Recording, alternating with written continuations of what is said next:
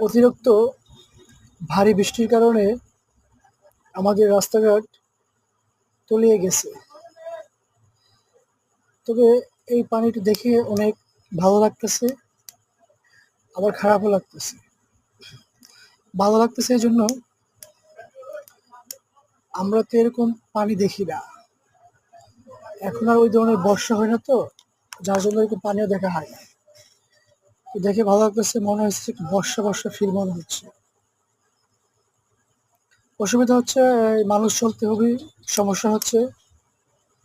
রাস্তার মাঝে মাঝে একটু ভাঙ্গা আছে, তারপর ছোট ছোট গর্ত থাকার কারণে গাড়িগুলো যেতে কষ্ট হইতেছে, মানুষ চলতে কষ্ট হইতেছে। তারপরে আমাদের বড় ভাইয়েরা আছেন, ওনারা যে গাড়িগুলো আটকে আছে রাস্তার মধ্যে, ওরা সাহায্য করতেছে এই যে গাড়ি ধাক্কা দিয়ে। ওরা হচ্ছে আমাদের কিছু সময়ের জন্য মানবতার ফেরিওয়ালা।